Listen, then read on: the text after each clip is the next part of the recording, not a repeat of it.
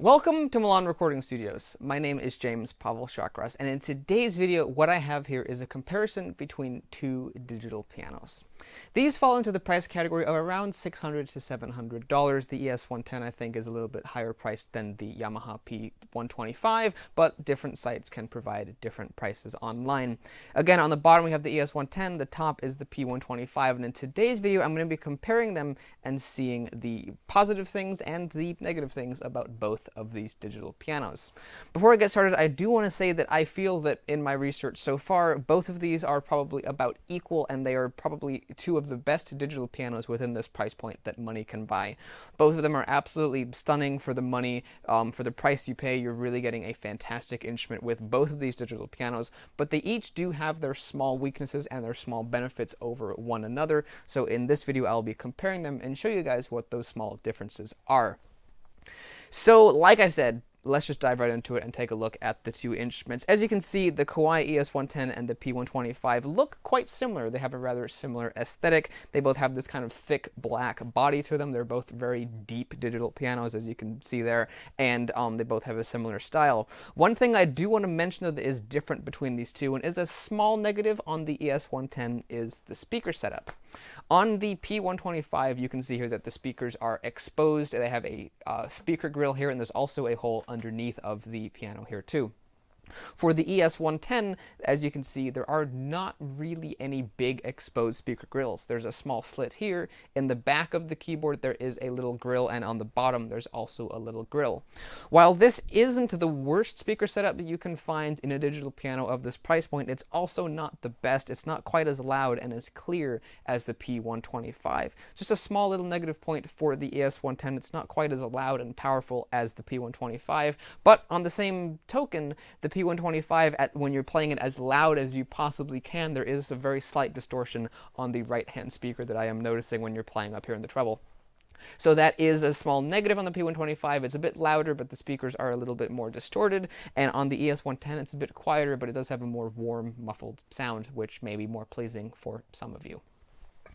Let's try out the piano sample here on these two pianos, and I will go run through basically all of the different sounds here with these two digital pianos, because there's only a handful. There's about 20 for each of these. So I'll run through a good portion of the sounds and check them out, and then we'll do some fun stuff in a little bit. Let's start off here with Bach's Fugue, the first fugue from the Well-Tempered Clavier book. What I'm going to do here is play the first half on one of these instruments. I think I'll start off on the P125, and then play the second half of the piece on the ES110, and we'll see how that goes.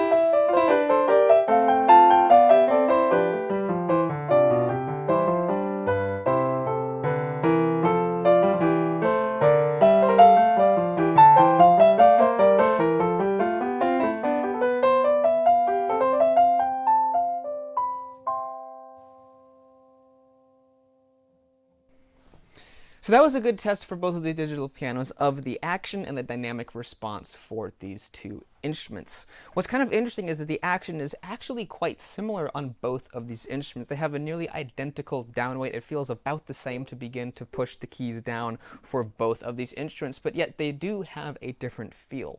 The feel of the Yamaha is kind of like artificially heavy. It feels a little bit springy, and it has a little bit more of a resistive touch than the ES110. The ES110 feels a bit more like a keyboard, whereas the P125 feels a little bit more like a piano. Neither of them feel very very close to the feel of a real acoustic piano, but the P125 I think comes a tiny bit closer.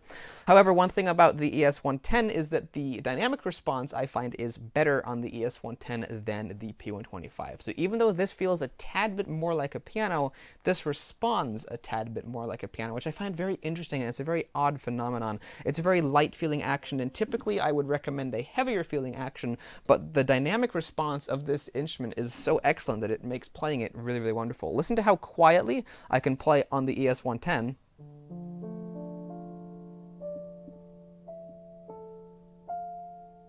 Versus on the Yamaha P125.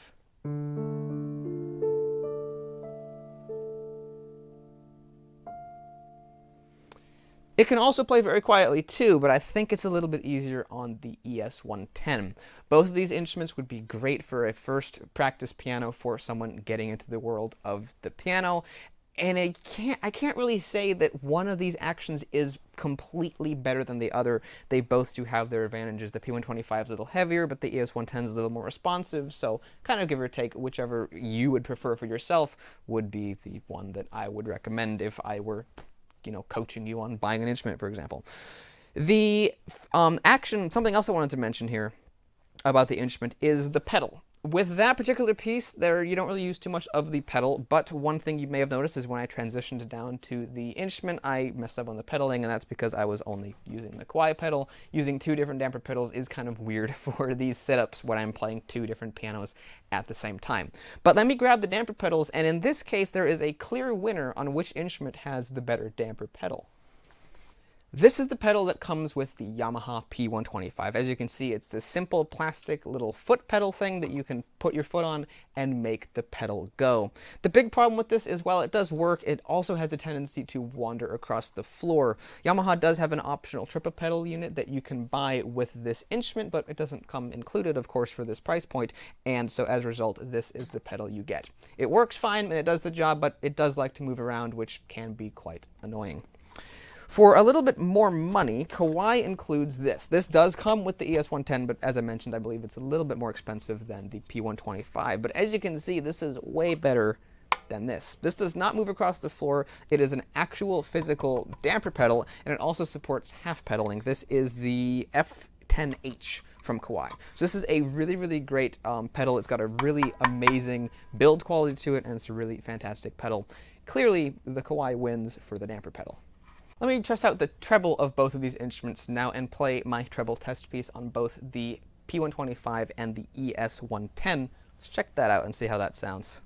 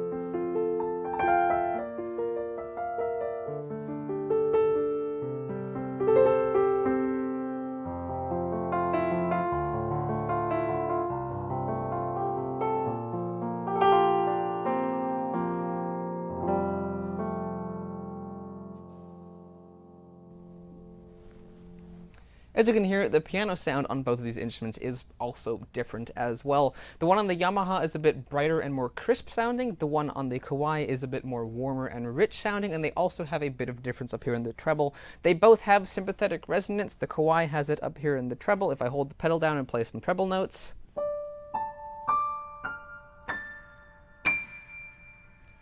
versus with the pedal off, you can definitely hear a difference. And if with the Yamaha, with the pedal off, and with it on,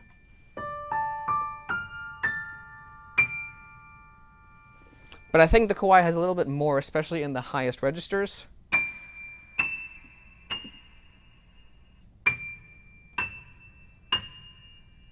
Not sure, maybe not. It's hard to say, but they do both have sympathetic resonance up here in the treble, and overall they do have a nice sound. If you're looking for an instrument that you could theoretically use on location for live gigs, the Yamaha might be the better option because it has a brighter piano sound that might be better for punching through the band and being able to be heard, but the Kawai might be a little bit better for use at home because it's more mellow and a little bit more pleasing, at least in my opinion.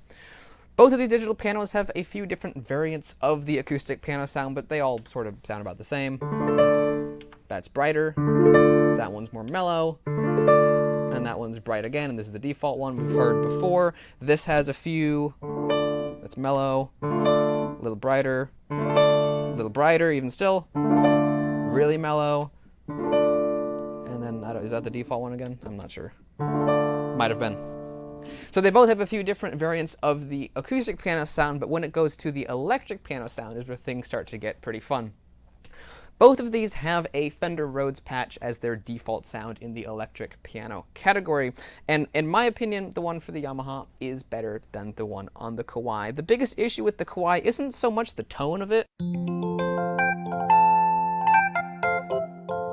which isn't the best thing I've heard, but also isn't the worst. But what I think the biggest flaw with the Rhodes sound of the Kawai is the dynamic response. I mentioned earlier that the Kawai's action has more dynamic response, but the Rhodes sound kind of removes that. If I play quietly in the bass here, and then slowly increase my volume, you'll hear a weird phenomenon.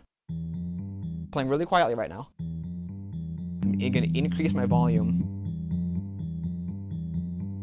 and then all of a sudden it'll get louder. So there's kind of like two different volumes in the bass end, and there's like 3 or 4 in the treble end. But as you can see, there's kind of like the medium volume and the loud volume, and there's nothing in between, which can make playing this instrument a little bit annoying and make notes not come out quite the way you want to. Also makes the action give the illusion of feeling very heavy in the bass end. The treble and the mid-range is a little bit more responsive, but still kind of has that effect to some degree. But there's like 3 different steps to it instead of only 2. If I do the same thing in the bass end of the Yamaha, you'll hear something different.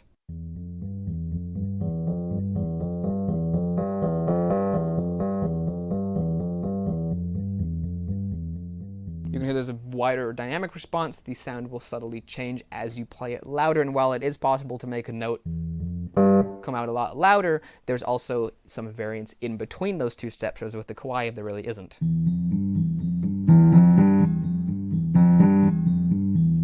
Kind of a small little flaw with the Kawai, but the Rhodes sound up here is really fun.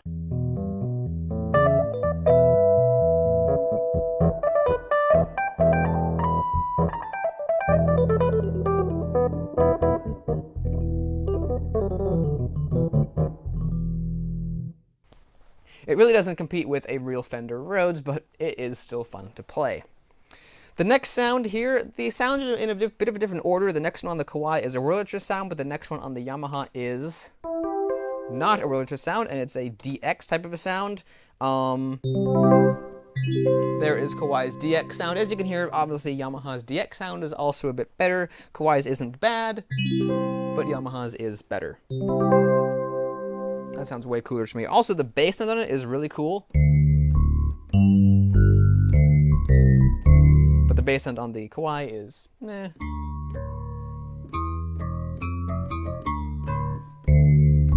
This down here sounds really cool.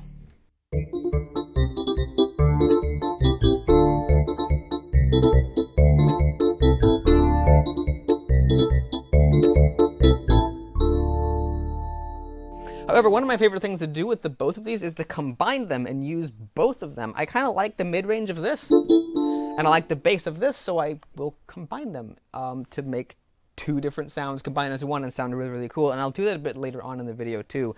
Now, obviously, if you wanted to do that, which is really, really fun, you could, of course, always buy a single, more expensive keyboard that could do all of this in one, but it's also really fun to have two of these to be able to use as like an upper manual and a lower manual, and that's just really fun to me, and I had a lot of fun off camera playing around with these. The Wurlitzer sound of the Kawai, this is the Wurlitzer sound. No, it's not, hang on.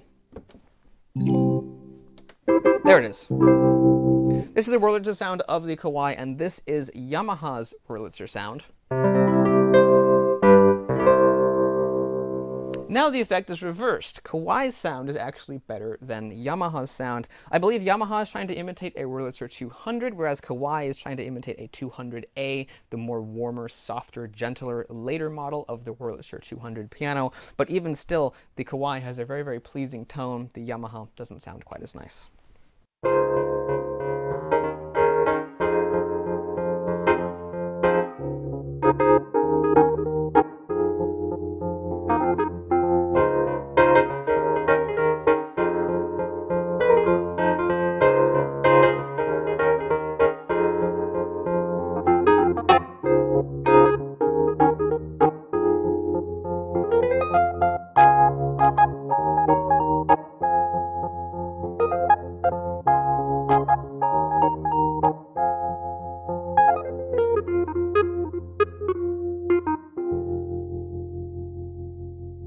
The Kawai's Wurlitzer sound is really, really awesome, and I absolutely love it. Another cool combo I found with the Kawai and with the Yamaha is to take the default Rhodes sound and use it as a melody over the Wurlitzer sound down here on the Kawai, and I could literally just sit here and play with these two all day long because I can come up with all kinds of fun combos, and it's really, really amazing. So one thing you could always do is if you already have one of these, you could get the other version, if you already have the Yamaha, you get the Kawai or vice versa, and combine them and do all kinds of cool stuff. I found it to be really fun myself.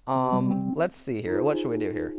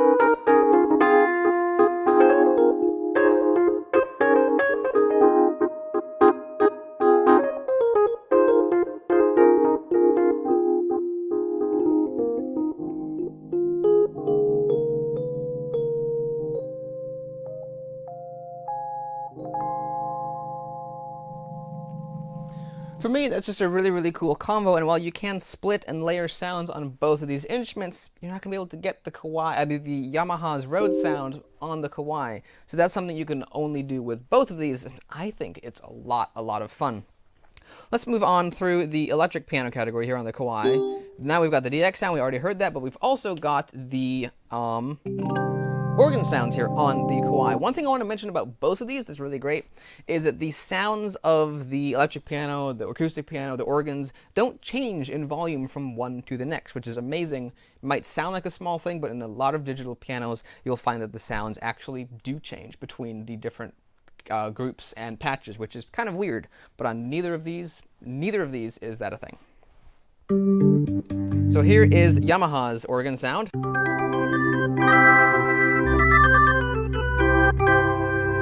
Kawai's tone wheel sound.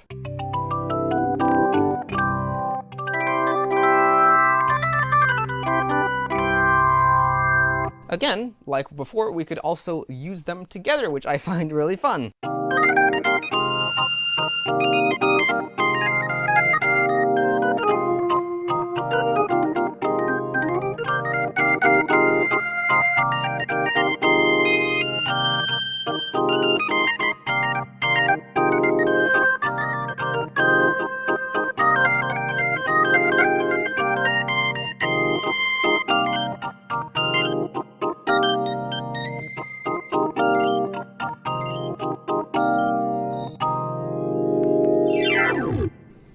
Which I find to be really, really great and really fun. Now, there's also a church organ sound on both of these instruments too. Yamaha has 2, Kawai has 1, and this is where Yamaha comes out better than Kawai. Here is Yamaha's church organ sound.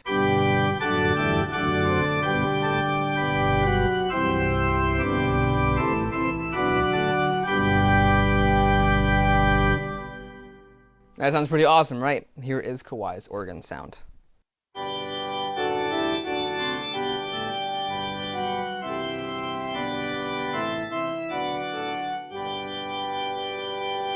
The other strange thing about the Kawai, not really a bad thing, but just something weird I noticed about it, let's get back to the tone wheel organ, is that the Kawai is actually, the organs are, what's the word I'm looking for here? They respond to how loudly you play the key, which real organs don't do.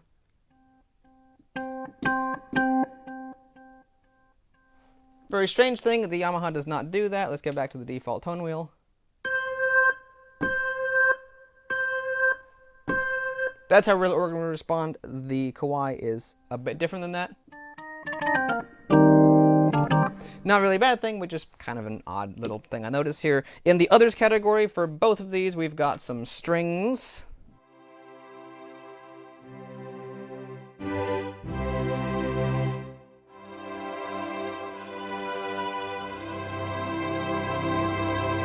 They've also got a faster string pad.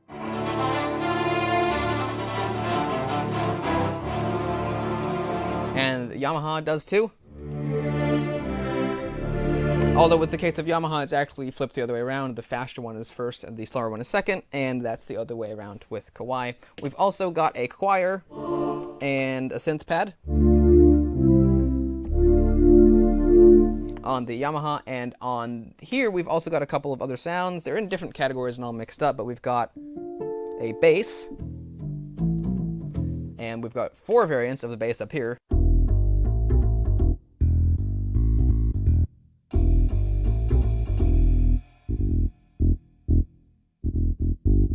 So we've got 4 variants of the bass up here and only 1 on the Kawai. And then I think we've also got, what is this? Oh, it's a guitar.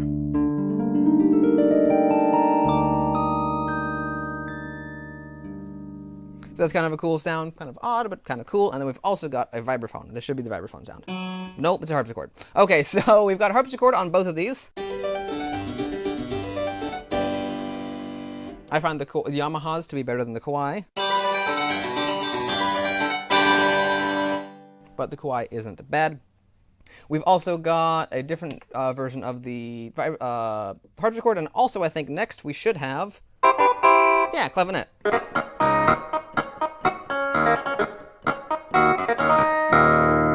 Which the Kawai does not have, and the final sound in here is a vibraphone, which the Kawai does have.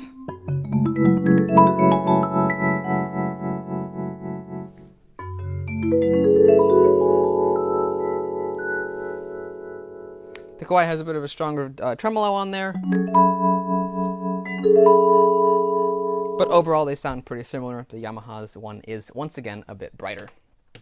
Let's go back to the default piano sound of both of these, and let me just mention real quick the one other small flaw that I find with the Kawai, and that is the way you select the sounds. On the Yamaha P125, you can simply push the button multiple times, and it will actually indicate which variation of the sound it's on. If none of these lights are lit, that means you're on the default one, and then you can have variation 1, 2, and 3, and then back around to the default. The Kawai can do the same thing. If you push the button over and over again, it will go through the sounds and then eventually loop back around to the default, but there's no indicator light to be able to tell you which sound you're on, which is why I'm a little bit confused sometimes as to which sound I'm going to get with the Kawai. You can also select different sounds down here on the instrument. Here we have the DX, and here we have the electric piano, the Rhodes, and then here's the acoustic piano, and here's a variant of the acoustic piano. Back to the default, but this is not my favorite feature of digital pianos these days. Why they hide sounds in the keys is a little bit annoying. Another thing you want to know about the Kawai is that there are a number of features that are hidden within the keys for both of these. For example, you can input the metronome time signature on the P125. You can change the metronome tempo through the keys of the P125 and increase volume and decrease the volume of things here on the keys too. And there's other features as well hidden in the keys: sound boost, speakers on and off, and other things too that you can activate through the keys of the P125. The Kawai has a number of these features too, but they aren't actually labeled here on the front of the piano like they are with the P125. So if you want to make any tweaks to the Kawai through the keys, you're going to have to pull out the owner's manual and look at it. At least some of these things on the Kawai, on the Yamaha, are labeled, so to increase and decrease the metronome speed or change the time signature, you won't have to look into the menu to do that. So I did want to mention that there are features hidden in the keys. Not my favorite functionality of modern digital pianos, and Yamaha's has labeled them better than Kawai did. Just something I did want to point out. Let's take a look here at the dynamic response of these two digital pianos and play something a bit louder this time. What I'm going to do is play an excerpt of the third movement to see if these two digital pianos can actually handle music of that complexity, which will kind of help us prove that these two digital pianos, or disprove if one of them can't do it, that these two digital pianos will make excellent practice pianos for the beginning pianists, and even a little bit further along into the line of progressing through the piano level of skills.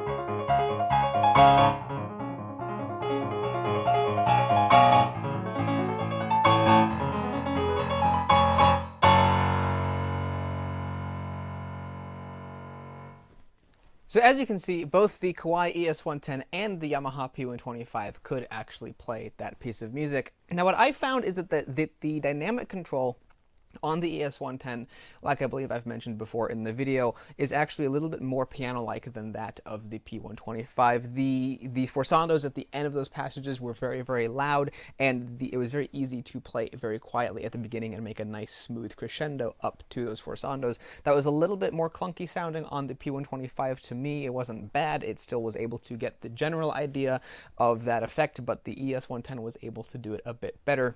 The trills are also easier to do on the ES110 than on the P125 just because the action's a little bit lighter feeling, but overall both of them are able to do it just fine, and for a practice instrument both of these would be absolutely wonderful.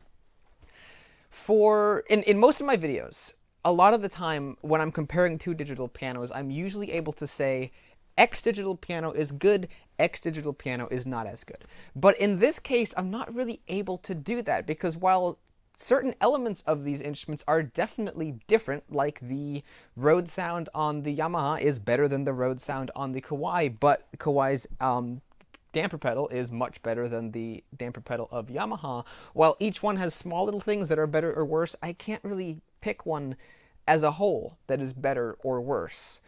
It's really interesting. They're actually like basically neck and neck. They're really, really close. And in my opinion, if you were looking at a digital piano in this price bracket, while I could happily recommend either the ES110 or the Yamaha P125, I'm not really sure I'd be able to recommend one over the other. If you were looking for a specific thing, I might be able to, but as a general purpose digital piano in this price bracket, they both do fine, and they're both really wonderful. Between these two, you really can't go wrong with the Yamaha, and you really can't go wrong with the Kawai. I think they're both fantastic instruments, and I really enjoy playing on them. For the price point and the amount of money you pay for this instrument, either of them, you're getting a really, really good quality instrument that's a lot better than some of the other instruments in this same price bracket. I really hope that you guys have enjoyed this in-depth review of the ES110 and the Yamaha P125 from a pianist perspective of how these instruments compare to, say, an acoustic piano, how close do they come, and of course, how do they compare to each other. I think they've both fared very, very well. They're both my favorite digital piano. I know that's weird to have two favorites, but honestly, these are my two favorites. I hope you guys have enjoyed this video, and if you did, if you haven't already, you might want to go check out my channel. I have lots of cool videos of digital pianos, acoustic pianos, organs, keyboards, and all kinds of other cool stuff. If you want to see lots more videos of digital pianos like these and much more to come, you might want to think about subscribing and staying tuned for the cool videos that will be coming out in the future. So if any of that sounds cool and you want to subscribe, thank you very much, and I'll see you in the next video. Goodbye.